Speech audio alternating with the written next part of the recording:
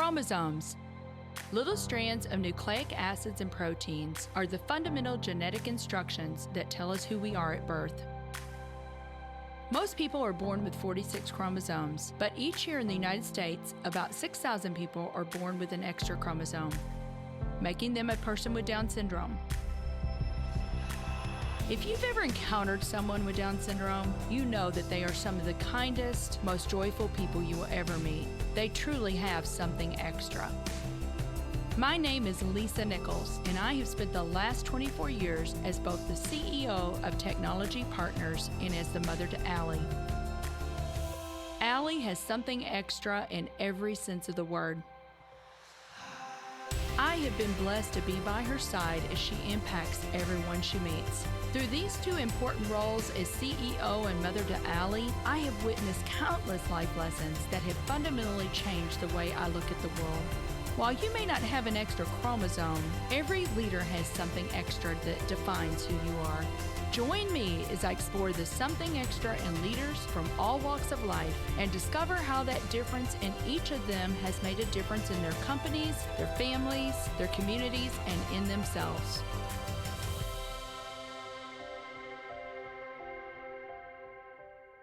If you like this episode today, please go to Apple Podcasts or wherever you listen and leave us a 5-star rating. Welcome to the Something Extra podcast, where we explore the essence of leadership through authentic stories. I am Lisa Nichols, your host and CEO at Technology Partners. Today, we're thrilled to present the best moments from our 2023 episodes. Sit back, relax, and join us in reliving the essence of true leadership. Yeah, I want to continue this whole vein of talking about fear and this sort of thing, and really stepping into your purpose. You've got a quote in one of your books by William James, and it says, "Many people never experience the full breadth of their own capabilities or realize their full potential because fear keeps them living inside the lines. There's a large gap between the life they did live and what could have been." And this is exactly what you just said. You didn't want to look back and go, what if I had have done this? And look at what you've done, Margie. My goodness. I mean, you have had so many opportunities to speak. You have coached executives. You have had an opportunity. I know you've had an opportunity to interview people like Beryl Marriott from Marriott Hotels, Richard Branson. I mean, the world is just open up to you, probably like you could have never imagined, 25 years ago, if you had not stepped out there and been brave. How does fear, and you've coached a lot of executives over the years, and you've got anecdotal stories about people that had fear and then they stepped out. I mean, how have you seen this play out, and how can we reframe our fears? Because everybody has that emotion of fear. And let's be clear, we shouldn't vilify it. We wouldn't be here without it. So the goal should never to be fearless, even though that word fearless gets used a lot as almost a synonym for courage. In a sense, it's a misnomer, because courage isn't the absence of fear. It is the decision to take action in its presence, to risk an outcome that we don't want in pursuit of an outcome that we want far more. And so, courage to me that's why it's weaves through all my work, through my books. My first book title, Find Your Courage, was me finding my courage, even finding the guts to write a book. There was a little voice in my head was like, who do you think you are? You went to a little one-room schoolhouse. You don't even know where the apostrophes go. How could you aspire to write a book? And give myself permission to write an imperfect book. And I see all the time, while fear comes in many guises, and it's often disguised as mild-mannered self-doubt, that little voice of like, I don't know if I'm experienced enough. I don't know if I have what it takes. I could make a fool of myself. I could be rejected. Often that fear keeps us from taking those very actions that we are wholly capable of taking, from making a bold ask, from putting our hand up to take on a bigger role, from having a difficult conversation with an employee, with a peer, with someone we love in our family. And so to me, it's not about eradicating fear from our lives, Lisa. It's about discerning between the fears that are serving us and allowing us to grow and to learn and to thrive, and those that are stifling us. And I think the pandemic, the last few years, coupled and overlap with this 24/7 news cycle we're in, this digital news economy that really, it makes money from making us afraid. You look at the headlines. I think we've become more hypersensitive to risk, that we're constantly going, oh, that looks too scary. That looks too scary. Hunker down, mask up. People are very afraid. And I think many people have lost the ability to just really discern legitimate risk from perceived or, risks that we need to take. And so on a kind of a macro level, I think we can be afraid of the wrong things. And so part of it is reframing fear, really reframing risk, and go, what is it am I putting at risk if I don't take this risk? If I don't, this emotional risk, if I don't take this chance. And knowing also that our brains are twice as sensitive to what could go wrong than what could go right, to what could be lost and what could be gained. So a lot of people focus all the time on the downside of risk, of taking a risk, because it's immediate, it seems dramatic. It's like, oh, I'll feel terrible. And we're not as good at stepping into the shoes of us 1 year, 5 years, 10 years, or as I said with a friend of mine recently who's was offered a very, very big job that's going to be hugely demanding and challenging. I said, consult with your 100-year-old self. Step into the shoes of her and ask yourself, what would she want you to know? What would she want you to do? Because, at the end of life, it's the risks that we don't take, the chances we don't take, the times we weren't brave that we regret far more than the times that we did. Yeah. Well, we're going to dig into it. I love the book. It is what I would consider more like a field guide, really, Dale. I mean, you've got appendices in the back, and we'll talk about that with sample correspondence. I mean, I love the way that you've organized it too. But, the loss of a job is included in the top 10 most stressful stressors in life. In fact, I read one stat that said it's number 5. If you want to know what 1, 2, 3, 4 are, this is according to the Science of Health. Number 1 is the death of a loved one, a spouse or a loved one. Number 2 would be a divorce. Number 3 would be a large move of some sort. D would be a major illness or health concern. And then number 5 is a job loss. So it is in the top 10, and there is a lot, of anxiety and you talk about this, but, we know that at first maybe there's a lot more emotional and obviously financial stress and emotional stress, but we know too that stress untamed, right, Dale, can cause a lot of physical illness as well. And it can manifest itself in sleep disorders, all kinds of things. So I love that, that you have written this book. One of the things that you talk about in there is allowing yourself to grieve. It is a loss of control, loss of professional identity, self-esteem, purposeful activity every day, daily routine. These are just some of the things and the stressors that, you deal with when you lose a job. And you and I kind of talked offline, but, many times, and you said it happens a lot more than people even realize, but it's not in your control. Sometimes it's in our control. Maybe there's a performance issue and you're not living up to what you agreed to do with that employer. But like in your case, it was organizational restructure where that job is just eliminated. So boy, having things like that happen that are completely out of your control, it's difficult. Well, and so since you mentioned those other even higher stressors, let me just talk for just a minute about the numbers to give you an idea how big job loss is in this country. So death, there's about 2.6 million deaths in this country every year. There's probably about close to 900,000 divorces in a year. Cancer, let's think of cancer because it's one of the biggest. There's about 1.7 million people in this country that are diagnosed with cancer in a year.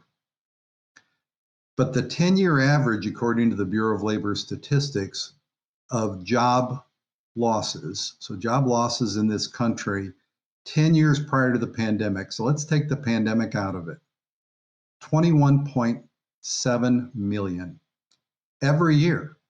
So 21.7 million every year. And those are jobs that, yes, they come and go for a variety of reasons. One business closes, another business opens. two businesses merge, one acquires another. There's a lot of reasons for that, but think about 21.7 million. That's every man, woman, and child where you and I live in the state of Missouri, plus Illinois, plus Kansas. And that's going on every year. So the numbers are indeed staggering, but see, nobody talks about it. That's the challenge, is there's this feeling of shame and embarrassment when someone is unemployed that I don't want to talk about this. I remember when I was in high school, I got cut from the baseball team. I wasn't looking to put something out to the world and say, hey, I got cut. We keep those things to ourselves, and people do that with job loss. And unfortunately, when they do that, they limit the people that can help them because people don't know. That's one of the biggest struggles with it all. And then they find out later how many people that they already know that have been through job loss. So their very support system could be there to help them if they'll just let people know. I mean, you have seen leaders for 40 years now. And one of the metaphors that you use, and let me just tell you this, and as I was reading some of this, actually, Mark, I got a little teary-eyed. I just want to tell you, I got a little teary-eyed because you talk about the metaphor of swimming in quicksand. Can you expound on that for me? I mean, what do you mean by that? That you see a lot of leaders that get kind of in the quagmire. Yeah, so let's go back to something we talked about before the break. When we decided that we wanted to work on leadership effectiveness, one of the avenues we pursued early on is what is impeding effectiveness? And we found busyness and distractions and complexity and meetings and emails and text messages and YouTube videos and just on and on and on. And we said, hey, that's probably it. That's the culprit. And I remember one of the very first meetings that I went to for an interview, because we interviewed lots of people for this work. And I said, hey, we think one of the challenges to effectiveness is busyness and complexity and distractions. And I remember this person being very gracious, and they listened and said, yes, yes, yes, yes. They said, I understand all that intellectually, but those aren't my challenges. And I said, well, is there anything impeding your effectiveness? And they said, sure, it's just not your list. And I said, oh, okay, what's on your list? And they said fear, fatigue, aimlessness. They said, and if I'm honest, I've probably got to say success, because I'm not willing to take a risk on what might be, because I'm fearful I would lose what I've already got. And so the team and I sat down and said, okay, what do we do with all this? And we said, well, it's all part of the same toxic mix. We decided to call it quicksand. And we said, the truth is that different leaders have different elements in play at any given time in their life or based on their circumstances. So then we said, okay, let's go out there and see how leaders respond to all this stuff, the quicksand. And we found three primary strategies. The first is just to swim in it, which is what you referenced.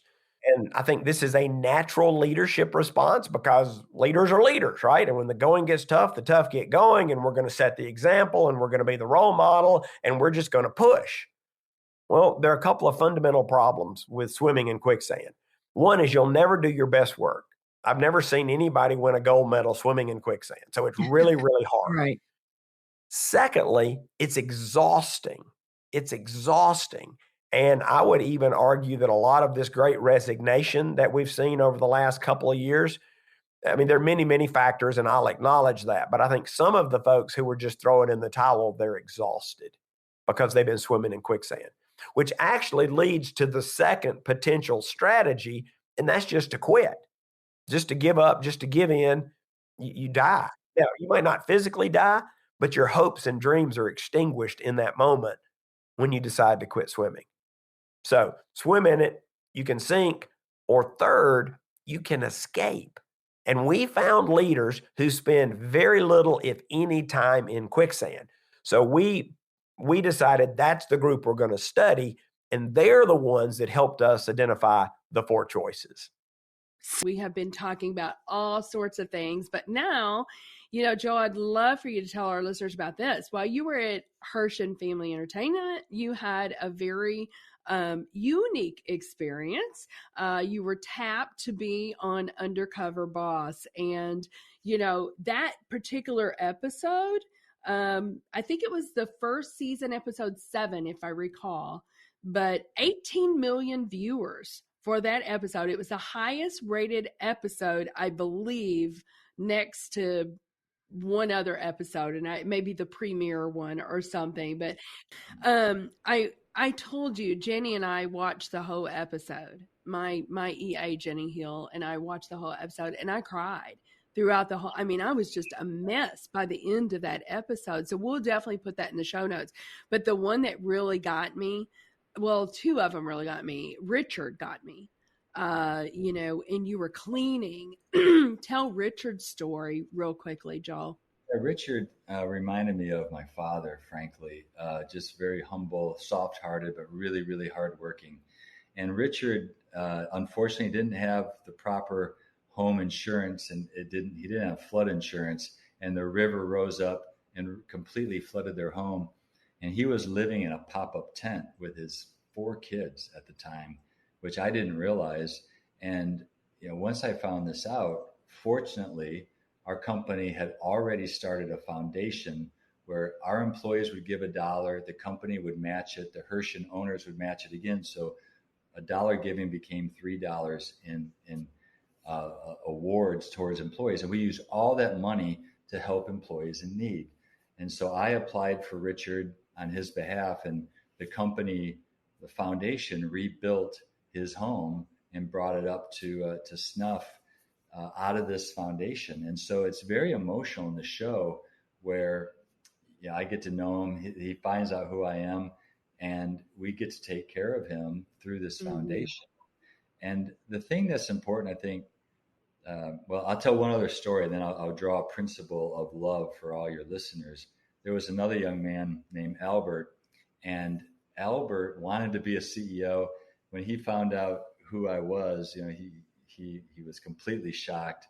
And he had been working full-time, but also going to college full-time and working around the clock. And because of what I saw in him, we started a foundation scholarship program. So we funded his way through college.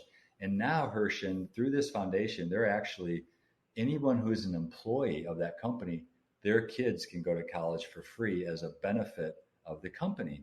And it started with that one person, Albert. But I think the thing for your listeners to hear, like, everyone's not in a position to start a foundation and help all their employees. If you are, then think about doing it. But you can still choose 1 or 2 or 3 people that you can do things for to help them. You can't do it for everybody. Andy Stanley has a great phrase, do for one what you wish you could do for everyone. And I think that's the real important principle that I learned out of Undercover Bosses. We had 12,000 employees at Hershon. I can't help everybody, but through this foundation, we can be generous and we can help the people that apply. And then I can pick 2 or 3 people to stay with. And I stayed friends with Richard, and at least an acquaintance, and I stayed in touch with Albert. And unfortunately, Richard passed away last year of an unexpected heart attack. And I still helped his family, his wife, with some of the estate planning issues. And I still keep in touch with Albert. So the point is, do for one what you wish you could do everyone, and be generous if you can with your time or resources. You have just done some amazing things, but here's what I really want you to do. I want to start with Facebook. And I want you to tell our listeners the story about Facebook. When you went into Sheryl Sandberg's office in 2009, she was the COO at the time. And you go in there and you're interviewing for a role on their consumer monetization team. And Sheryl said she was incredibly impressed with your product knowledge, your ability to build teams, all of this. But tell us about what happened in that interview, because it is so amazing. And there's so many lessons there in my mind. Yeah, it was 2009 and I was just, I had been at eBay and PayPal for 7 years and I loved it. And then a friend had joined Facebook and he's like, you need to come, you need to interview for this role. And I thought, why not? At the time, the company was something like 900 people. So I think it's something like 60, 70,000 today. And I met Cheryl. I mean, it was not a huge company. And I pitched her, we had a great interview. And I said, by the way, Facebook should build a marketplace where people can buy and sell from each other. And she kind of looked at me and she said, what? And I didn't know what she thought actually until she wrote the forward to my book, what actually her reaction was, which is she's not interviewing. She doesn't want to do the job I'm hiring her for. Should I hire her? But, we ended up, I worked in consumer monetization. I love that project. I did so many cool things in the company over the years. And yet every year I pitched building Facebook Marketplace. And I thought someday I'm going to get a chance to do this if I do a really good job. So I worked on games and payments for many years. I led platform. I worked on the first direct response ad and the ad network. I helped build, so many things. And then over the years, I had an opportunity to do, to build teams and move around the company. And I kept every year, I would say, we should build Facebook Marketplace.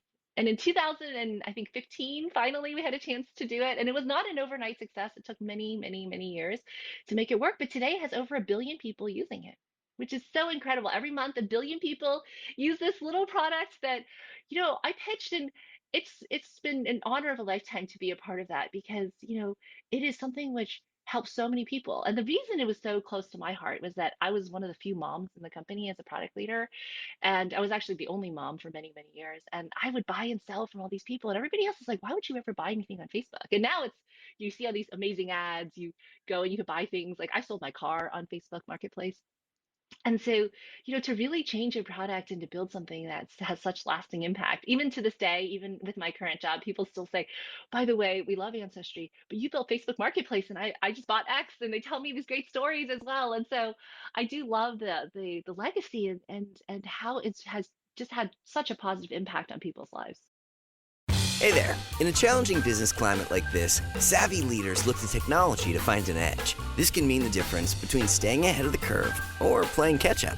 It's time to collaborate with the highly skilled experts at Technology Partners. Our team of technologists draws upon decades of experience for your project, with each bringing a passion for solving problems and a track record of success. How can we help you overcome your biggest technology challenges? Visit technologypartners.net to book a free consultation with one of our leaders. So Zach, here's the deal. You put out so much good content, and one piece of content that I read that you put out was switching from busy to effective. And instantly my ears perked up because I just know so many busy people, and I'm, sometimes I really can fall into that trap too, but are you really being effective? And so, the principles here in my mind apply whether it's nonprofit or for profit, really. So can you just kind of share the process that you take people through to help them move the needle from that busy to effective? Well, I'm really honored that you would want to talk about this because I do notice that you're very busy, but highly effective people are busy. I tell people all the time, look for busy, get things done kind of people that you doubt would even get involved in helping you, because busy, get things done people get things done. They don't want to just, goof around and not see something be fruitful and effective. So I think that anyone who's trying to be excellent and effective at what they do is going to struggle with this feeling of busyness or feeling stuck or feeling overwhelmed.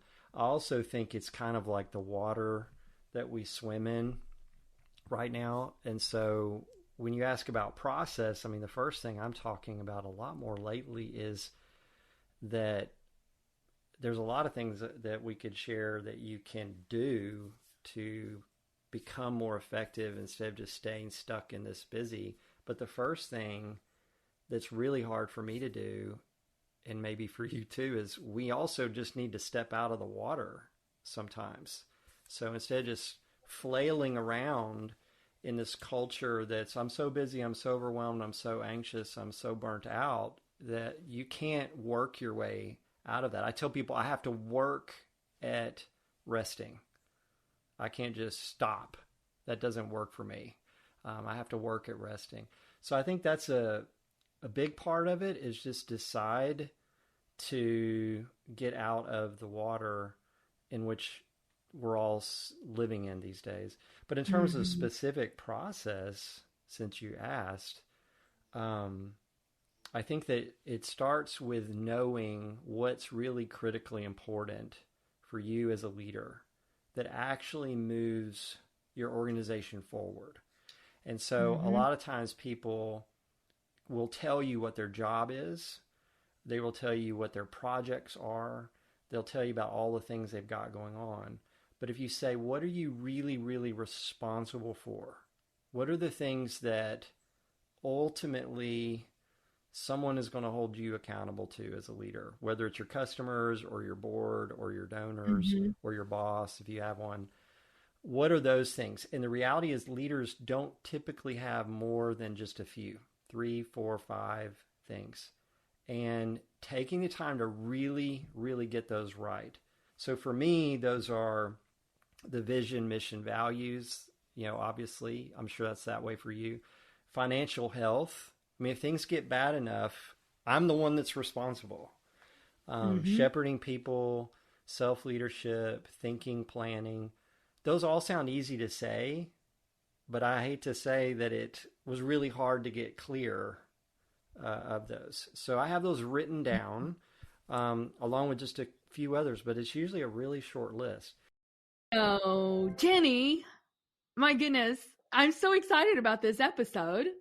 But, this episode really wasn't intended necessarily to be released, was it? And we just it was a crazy time in the world. What time frame was this, Jenny? So we would have recorded this probably in May, the end of May. So like a year or 3 years ago this week, May probably. I think it was the end of May of 2020. Yeah. 2020, yeah. And so here we had, we've been doing the podcast. We started the podcast in 2018 and we're going gangbusters, and we built this. In fact, you're sitting in it today, this gorgeous podcast room that was just with all the right equipment and everything. And then all of a sudden, I think it was around May 18th or March 18th, the world shut down. And we're like, okay, well, we've got enough podcast in the hopper to make it another month. And then we're getting into it, and we're going, we think it's going to be longer than a month, that we're going to all be sequestered in our homes. Right. So we all got together, the engineer and the producer and you and me, and said, what are we going to do now? Yeah. So yeah, our amazing engineer, Daniel, gave us a whole bunch of links to equipment to buy. We bought it, sent it to my house, and so the episode that we're going to air now is that test of that equipment. That's basically what that was. Yeah, it was our first time that we had tried doing all of this virtually. And so it was really funny because, and I can't remember who recently said to you and I, now I want to hear a podcast with you and Jenny. It was Zach Clark. Was it Zach Clark? It was Zach Clark on his episode. At the end of his episode, we were just talking, and he said something about, you guys need to do an episode. What was his? It was something about, he said people who compliment each other, I think, is how he got into that. And he said, you guys need to do an episode about, you have your strengths and Jenny has her strengths. And I said, well, there actually is an episode. That's right. And we should pull it out. And so that's precisely what we did. Yeah, I think really, and I loved what he said. He's just such a dear friend, and, our listeners can listen to his episode when it comes out. But he had said Jenny plus Lisa equals something extra. That's right. That's what that was. That's right. Yeah. So I loved that. But Jenny, like in the beginning, tell me what we had to do. Crazy in the beginning. We just didn't really know what was going on. And so we scheduled podcasts. We were able to open it up to people who didn't live in St. Louis or weren't in St. Louis, because previously we had only done in person either you traveled, you did it whenever you were at a conference with people who are also at the conference, or people who are in town just in St. Louis, or people who live in St. Louis. So those were the only ones we did. And all of a sudden it opened it up to the whole world. So our first few episodes, one of our very first virtual episodes was Albert Pujols. Oh, you are exactly right. Because he was Yeah, in California and he we're was. here. And Uh-huh. that was Yeah, amazing. And then Todd Perry, of course, was here. right. So, yeah, I forgot about that. Yeah, that's probably Yeah, one of the first that was virtual one of ones the we first did. ones. Mhm. And then we attempted, we bought 3 um, boxes of podcast equipment we put together, and with microphones and stands and headphones. And whenever we did someone in St. Louis, I would drive to their house with my mask on and leave it on their front porch, and then call them from the car, and sometimes sit in my car and try to connect with them to make sure that it worked. The way, me reading and the way that you described it, I mean, Lucas, very thriving community. Thriving community. You talk about, it's kind of considered the porch culture because nobody had air conditioners, right? And so people would sit out on their porch in their rocking chairs, and neighbors, would get to know one another, and it was a thriving community. And now it's really described as a food and resource desert. So you decided to move your family, not just to work, at an arm's length, but you said, no, we're moving into the neighborhood. What were you hoping to accomplish when you did that? I think it's really just recognizing who Jesus is, what Jesus does, and then trying to follow his lead. Like Jesus has a way of getting into all of our lives, and into the mess of our lives, and really um, not being distant from us, but actually being near to us. And so, if we truly want to see St. Louis changed, if we want to see North City changed, if we want to love our neighbors, love the Lou, well, then we're going to have to be there. We're going to have to, incarnationally live, and not just drive in as a 9 to 5. And that's easy to comprehend, and it's easy to understand that God Himself stepped out of heaven and came to earth in the form of a baby, and we celebrate that with Christmas as a holiday. That's hard to do. That's a hard example to follow, but it is. I think it's the most potent example, and not that you can't do it. You can do ministry all kinds of ways, but when you get into people's lives next to them on the off hours, that's whenever it really bears a lot of fruit. Dana Spinola. So Dana, you opened up that first store in Atlanta, that first fabric store. You had an amazing grand opening with lots of friends, and you can talk about that. But then I want you to talk about the next morning. You want me to talk about the part that I used to never talk about? I, as a leader, or especially as, the founder of your company, you think your only job is to inspire people and tell the good stuff so that everybody wants to do it. And they learn that, if you work hard, then, it all works out. And so I've told this story for probably 5 years and never told the second part, not because I wanted to hide it. I just didn't think it was something that people wanted to hear. And the first time I told it, I remember my mentor now says, don't ever spend time with someone who's, thinking about building something or doing something that you don't tell this to. So I'll tell y'all the second part of it. But like you said, I'd opened my first store.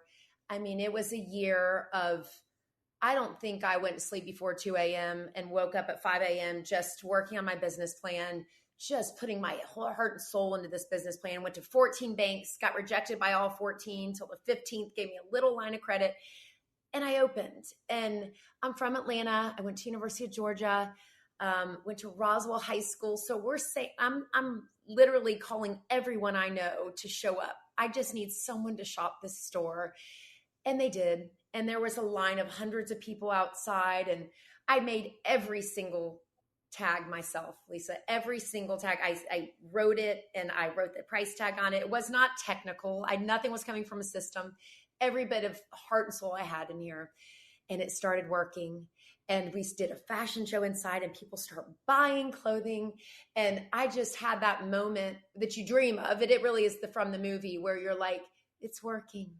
Look, like money's coming in, and I might just pull this off, right? Yes. So I basked in that, and I think we all should. Those moments of like, okay, this is what I did all the hard work for. And so, ended that night out, and, went home, fell asleep, and that kind of sleep that you haven't had in a long time, and thought I'd be sleeping in the next day to be officially open. The next day was our first day really opening the store to the public. And so I get my 40-inch heels on, and, jeans, and skinny little jeans and top. I mean, I remember exactly what I was wearing, and I pull in to my store with my huge coffee and just this is going to be the best day, literally, to see shimmering glitter all down the drive. And I look to the right of the store, and it's slow motion. It really is your brain can't really process what's happening, and all the windows are busted in, and they're the shattery kind, and there's blood on them, and it's like a scene from a movie where this can't be. And I pull around, and I walk in, and it's not a couple pieces of clothing were taken. That literally everything was gone. I mean, all the clothing was gone, but the register was gone. Every shoe out of every shoe box, the mannequins didn't have clothes on, the stereo taken. And, just a pause of, wow, this really can all go in a minute. And also just the feeling of failure coming just 1,000 miles in from such a high. And I do what, any business owner does. I called my dad. I love that. I remember being like, Dad, who do you call? What do you do when it all goes away? And, him and I joke now, but there was a little laugh, a little smile on the phone. He's like, welcome to your own business. I want to talk about some of those questions, Bob. I want to talk about what it means when you're asking your colleagues and with the people in your organization the questions rather than telling them. But what do you believe are some of the attributes of a great question? Well, Lisa, there are all sorts of questions, okay? And a lot of times we ask, and I would say it's a good question, we ask questions for our benefit. I don't know the answer, and so I say, hey, Lisa, where could I find? Or how would you do this? But I'm asking for my benefit. Now, keep in mind, nothing wrong with doing that. But I kind of put that in the category of a good question. But then I have a category of better questions, and then rather than the best, I call them platinum. But let me give an example of the difference between good and better. I actually got this from a mom. A mom was telling me, she said, every day when my daughter came home from school, I'd say, honey, how was school today? And she'd say, I was lucky to get a one-word answer. Good, boring, okay, but end of conversation. And so, she said, I was the picture of insanity. I kept using the same question every day, wondering why I wasn't getting better answers. She said, well, one day I decided, okay, I've got to change my question. So daughter comes home from school and she says, honey, tell me about your day. And she said, at first, I didn't know if she'd heard me. I didn't know if she was going to respond. There was silence for quite a while, but she said, then she began to speak. And she didn't stop for the next 5 minutes telling me about her day. And so there's an example of the difference between a good question. It's good to say, honey, how was school today? You're showing interest. But the better question is, tell me about your day. Here are some famous quotes of your dad. And then I want to get into your books and what you're doing today with Ziglar Inc. But, this is one that I know our readers will recognize. If you aim at nothing, you will hit it every time. That's one of your dads. You can have everything in life, and this is one that you kind of build your life on too. You can have everything in life you want if you will just help other people get what they want. Love that. I love this one. Cheryl Batchelder is a good friend of mine. I don't know if you know Cheryl, Tom, but Cheryl was the CEO for Popeye's Chicken. And she says this, in fact, I think I knew that this was one of her favorite quotes. I didn't know that it was your dad's, but I think I even had this inscribed for her. But attitude, not aptitude, will determine your altitude. And I think that's really awesome. There are no traffic jams on the extra mile. Yep. And I could go on and on and on, but for our listeners out there, look up quotes by Zig Ziglar and Tom Ziglar, because Tom's got his own quotes. But you started out in the warehouse at Ziglar in 1987. I think you were stocking tapes, to seminars. You went from there to production to sales, and then you actually became the CEO in 1996. Was that your dad's idea to start you in the warehouse? I'm sure it was, but tell me that story. Yeah, it's interesting. It's, what had happened is in college, I played college golf, and I wanted to be a professional golfer. And so when I graduated from college, I needed a job that would pay for my golf habit as I was on that journey. Yes. And it needed to have some flexibility. So I could work early or I could work late, and, shipping our orders or doing whatever they needed in the warehouse afforded that. So that's kind of how I landed in there. Plus, it was a good place to start learning the business from top to bottom. But my goal was to be a professional golfer.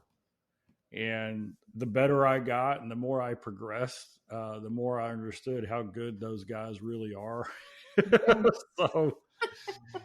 So even though I got pretty good, it was nowhere near what the guys on tour did. And I decided to move into sales, and I just fell in love with selling. That's kind of in the blood in our family. In fact, when I was born February 1st, 1965.